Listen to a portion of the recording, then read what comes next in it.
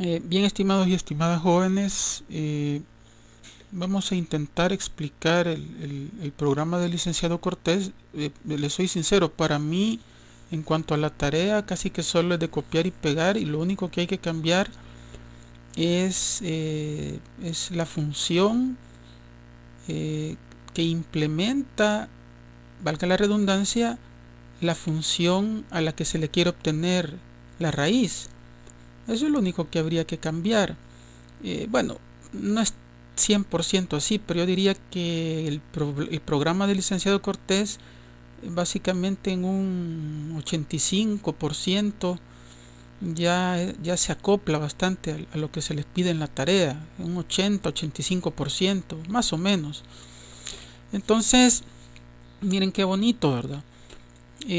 Bueno, ante todo, cosas descriptivas. Eh, Disculpen, creo que voy a empezar a tener algunos problemillas con Word.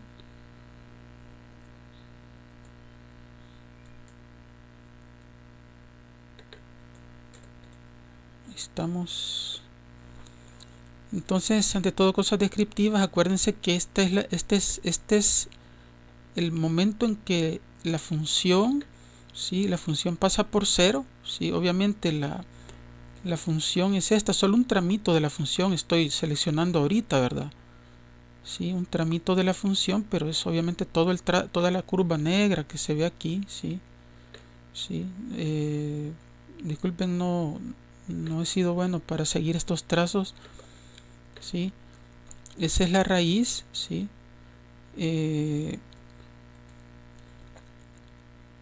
y eso es porque obviamente es en ese punto donde y vale cero, ¿verdad? O f de x vale cero, sí. Entonces, de nuevo,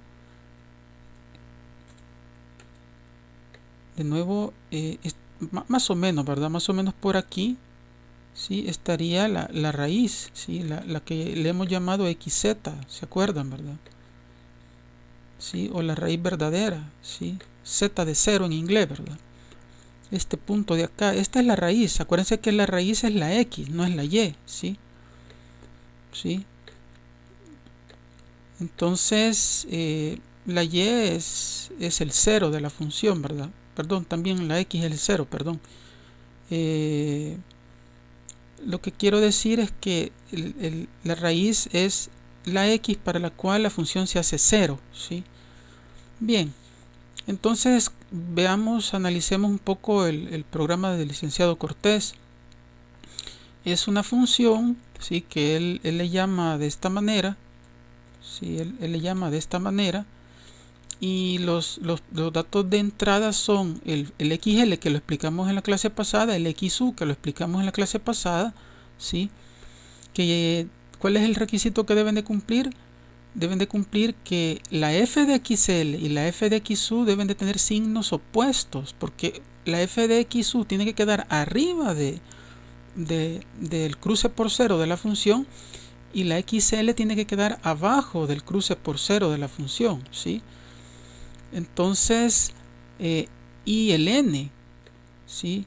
El n, ¿qué es, muchachos? Eso le dedicamos, creo que, no sé, como 10 clases, 10 videoclases. Es el famoso número de cifras significativas con que la aproximación final va a coincidir, ¿sí? Va a coincidir con el valor verdadero. Y adivinen qué, aquí está el famoso criterio de Scarborough. Conste, yo no lo puse, lo puso el licenciado Cortés. Aquí está el criterio de Scarborough, ¿sí? La única diferencia es que él usa, bueno, los dos, él y yo usamos, pero no sé por qué a mí me gusta más usar este símbolo, ¿sí? Este símbolo.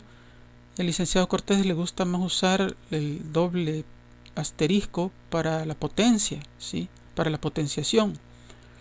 Entonces, y adivinen para qué es eso. No me digan que no saben, ¿verdad? Ese es el famoso epsilon su s, ¿sí? La famosa tolerancia con la que vamos a comparar el famoso error, ¿se acuerdan? Error de aproximación relativo, porcentual.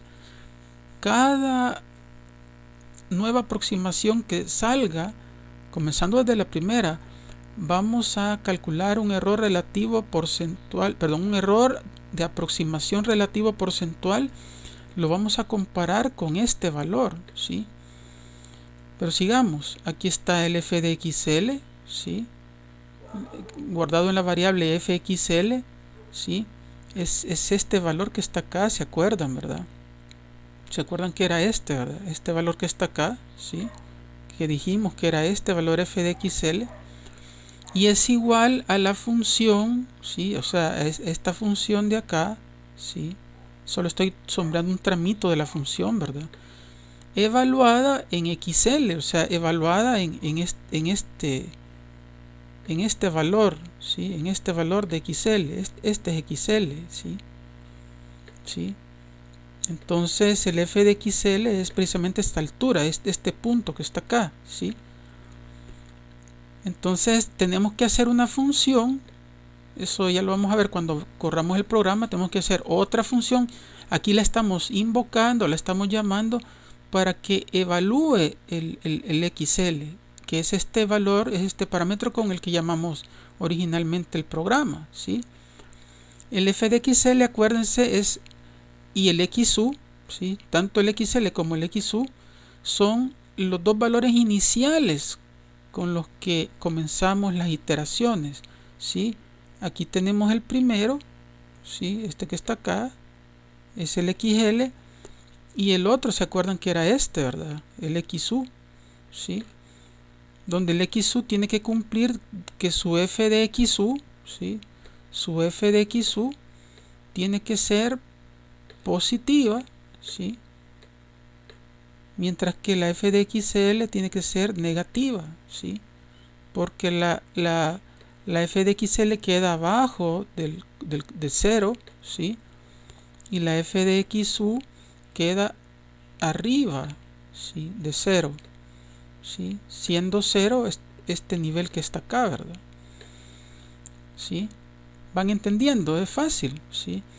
Luego el licenciado define una num iter, ¿sí? O sea, el número de iteraciones comienza con 1. Se supone que lo primero que haga este do while, fíjense que le soy sincero, en mi vida es la primera vez que yo veo la lógica de un do while. Nunca había usado yo en mi vida un do while. Sí conocía su definición y todo, pero así programarlo, le digo, es la primera vez que lo voy a hacer. Pero es una lógica tan natural y tan básica que lo único que se diferencia del while que hemos visto es que lo que hace el do while es que primero se ejecuta una vez sin preguntar nada, se ejecuta todo esto y hasta después que se ejecuta pregunta por la condición, ¿sí? Es lo contrario del while, que el while aquí tenía la condición y solo si la condición era verdadera, ¿sí? Si la condición era verdadera entraba, ¿se acuerdan? En este caso el do while se ejecuta siempre se va a ejecutar por lo menos una vez, por lo menos, ¿sí? Si cuando se ejecuta esa vez y comprueba esta condición, resulta que esta condición es falsa, ¿sí? ¿Sí? ¿Sí? Si esta condición si esta condición es verdadera, disculpen, no es falsa, sino que si esta condición es verdadera, mientras esta condición sea falsa, él se va a seguir ejecutando hasta que sea verdadera, se va a detener, ¿sí?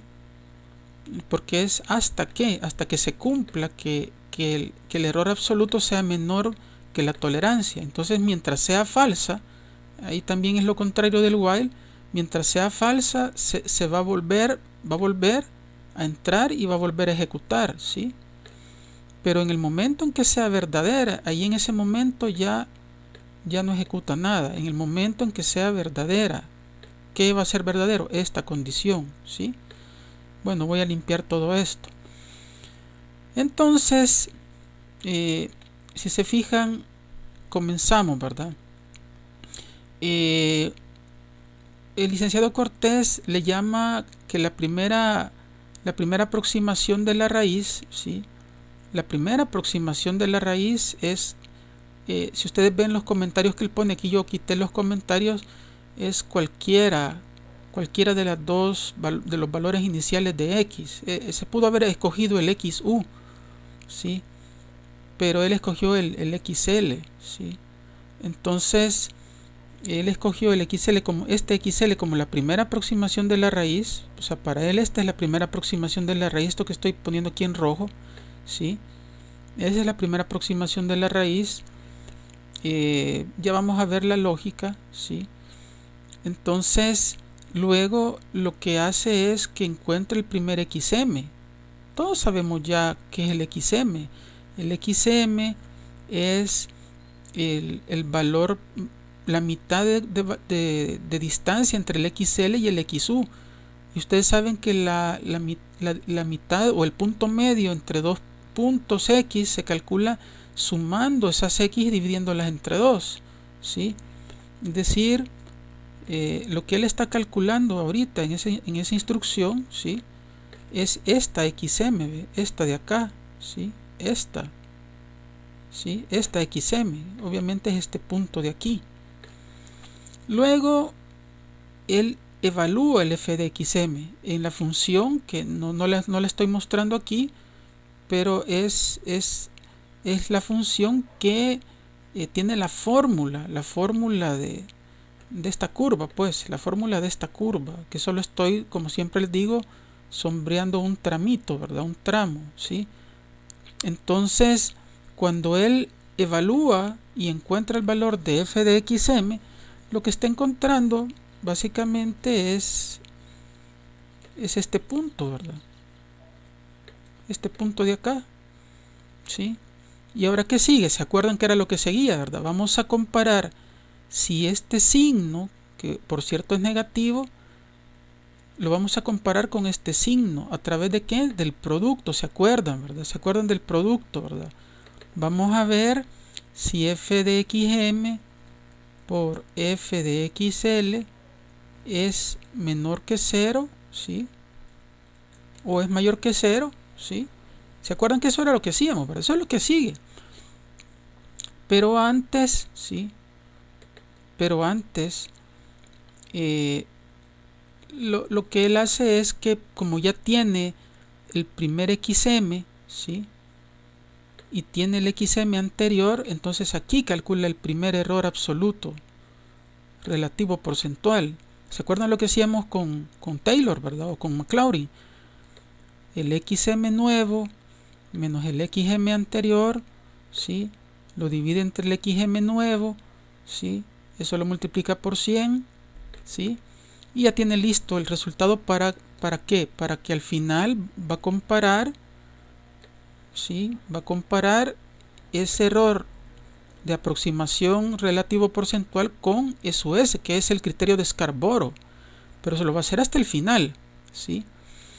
Entonces, luego él hace su tablita. Esto no lo voy a analizar, eso lo voy a analizar cuando corramos el programa, ¿sí? Hace esa tablita, él despliega ciertos resultados, ¿sí? Solo fíjense en este plica n, quiere decir que después que despliega esos resultados queda listo en la siguiente fila, queda lista la siguiente fila para los nuevos resultados de la siguiente iteración. No voy a explicar esto, me interesa más que vean que aquí es donde se hace la famosa comparación del f de xl con el f de xm. En este caso, si ustedes se fijan, el f de xm es negativo, hombre, porque está abajo del 0, ¿verdad? Del cruce por 0, está abajo del nivel 0 de la función, ¿sí? ¿Sí? Y el f de xl, ¿sí? O sea, en este caso ambos son negativos, ¿sí? Porque este está también abajo del 0 de la función, o sea, donde la función se hace 0, a eso me refiero. Entonces, como ambos son negativos, quiere decir, fíjense bien, que esto es falso, ¿sí? Esta afirmación, esta condición es falsa. Entonces, como es falsa, no voy a hacer esto, ¿sí? No voy a hacer esto, sino que lo que hago es esto que está acá, ¿sí?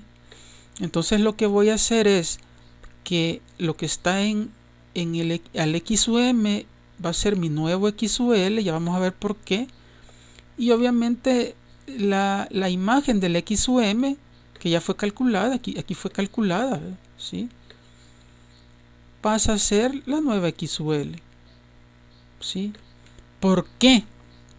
Lógico, porque como el f de XUM es negativo, es lo más natural que este pase a ser el f de XUL, el nuevo f de XUL, ¿sí?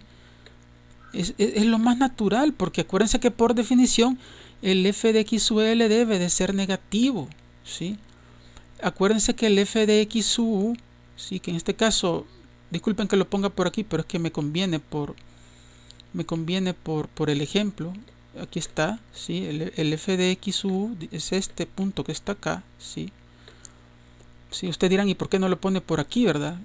Créanme, me conviene ponerlo aquí, ¿sí? Aquí está el f de XU, siempre es positivo por definición. Entonces el nuevo f de XUL es este, y por supuesto el XUM que tenemos acá pasa a ser el nuevo XUL, ¿sí? Entonces lo lógico es que vamos a hallar el punto medio entre el XU, que siempre está en el mismo lugar, ¿sí? El XU siempre está aquí, ¿sí? Es este valor que está acá, ¿sí? ¿Sí? Y el XUL. Entonces supongamos que el punto medio, más o menos, ¿verdad? El punto medio quedó por aquí, ¿sí? Más o menos. Yo sé que muchos están diciendo, no, ese no es el punto medio, ¿sí? Pero es más o menos, ¿verdad? Entonces este es el nuevo XUM, ¿sí? Sí, este es el nuevo XUM. Pero veamos si es cierto, ¿verdad? Entonces, miren, aquí lo que hace el licenciado Cortés es sencillamente incrementar el número de iteración a la siguiente. ¿Por qué? Porque, claro, cuando regresemos, porque obviamente este error, este error absoluto relativo, dudosamente va a ser menor que la tolerancia en la primera iteración, ¿verdad? Dudosamente. Puede ser que sí, pero yo diría que en la generalidad de los casos en la primera iteración no se va a dar que sea verdadero. Entonces, como esto es falso, es decir, el error absoluto, el error de aproximación relativo en valor absoluto es menor que el criterio de Scarborough, entonces como es falso, continuamos, ¿sí? Nos regresamos aquí, ¿sí? Nos regresamos aquí y volvemos a hacer lo mismo, que el XUM anterior es el XUL, ¿sí? ¿Sí? Entonces observen que sería este valor de acá, ¿sí? Sería este valor de acá, el que acabamos de calcular, ¿sí? Ahora calculamos un nuevo XUM, aquí está, ¿sí? Es esta instrucción que está acá, ¿sí? Calculamos su imagen, es decir, evaluamos la función en XUM, ¿sí? Lo cual nos daría este punto de acá, ¿sí? Miren qué bonito, miren cómo quedó con respecto a la raíz verdadera el segundo XUM. Miren la distancia tan chiquita, ¿sí? Pero aunque en la siguiente aproximación esta distancia aumente, no importa, eventualmente nos vamos a ir acercando al valor verdadero de la raíz. Este es el valor verdadero, perdón, aquí está la raíz verdadera, pero la distancia es esta que señalé aquí, ¿verdad? ¿Sí? Esta es la XZ, ¿sí? La raíz, ¿sí? Esta es la raíz verdadera. Entonces observen cómo el XM inicial, ¿sí? Respecto de la raíz tiene esta distancia, ¿sí? Y miren ahora la distancia tan chiquita que tenemos, ¿sí? Yo sé que esa distancia probablemente en la siguiente iteración va a crecer otra vez, pero al final después de varias iteraciones, esa distancia entre los XUMs y la verdadera raíz se va a ir haciendo chiquitita, ¿sí? Entonces aquí calculamos de nuevo el principio de Scarborough, ¿verdad? Perdón, el criterio de Scarborough, ¿sí? Y al final lo vamos a comparar al final del do until, ¿sí? Lo vamos a comparar. Luego el licenciado hace una impresión de valores que le interesan, ¿sí? Y de nuevo, si se fijan, como teníamos nuestro nuevo f de x u m, que sería este, ¿verdad? ¿Sí? Como tenemos nuestro nuevo f de x u m, ¿sí? Para el nuevo x u m, que es este es el nuevo x u m ahorita, ¿verdad? Entonces observamos que es positivo, ¿verdad? Porque está arriba del cero de la función, está arriba de donde la función se hace cero, ¿sí? Entonces es positivo, ¿sí? Entonces ahora lo que sigue es compararlo con el f de xl, que por cierto no ha dejado, desde la última iteración siempre ha seguido siendo este, ¿verdad? Entonces cabal, aquí se vuelve a hacer la comparación. Es f de xl por f de xm menor que 0. Ahora sí, la respuesta es que sí. En esta iteración sí es verdadero, ¿sí? Esto ya no, ¿verdad? Esto es de la iteración anterior. Ahora sí es verdadero. Entonces hacemos esto que está aquí, ¿sí? Lástima que al borrar voy a borrar todo, pero bueno, lo voy a poner aquí. Lo que se cumple es que el xm se le asigna el nuevo x medio, ¿verdad? Se le asigna al x upper, xu, y el f de xu, ¿sí? El f de xu recibe el valor del f de xm, ¿verdad? ¿Sí? ¿Tendrá lógica? Claro que tiene lógica, ¿sí? ¿Por qué tiene lógica? Porque como el f de xm, que es este, ¿verdad? Ya espero que hayan visto lo que estoy señalando, es positivo. Es lo más natural es que ese sea el nuevo f de xu, porque el f de xu por definición debe de ser positivo. Entonces este pasa a ser, ¿sí? Este pasa a ser el nuevo f de xu, ¿sí? Este pasa a ser el nuevo f de xu, ¿sí? ¿Sí? Y por supuesto que el xum, este xum es el nuevo xu, ¿sí? ¿Sí? Es el nuevo xu, o sea, tomó el lugar del original, de este xu que está acá. Entonces el paso, bueno, la iteración aumenta en 1 porque vamos a pasar a la tercera iteración. Vemos si esta condición se cumple, ¿sí? Si es verdadera, continuamos. Si es falsa, ahí paramos, ¿sí? No, perdón, si es falsa, continuamos. Si es verdadera, paramos, ¿sí? Hasta que sea verdadera es que paramos, ¿sí? Entonces, obviamente, el error en la segunda iteración es dudoso que sea menor que el criterio de Scarborough. Entonces, volvemos acá, ¿sí?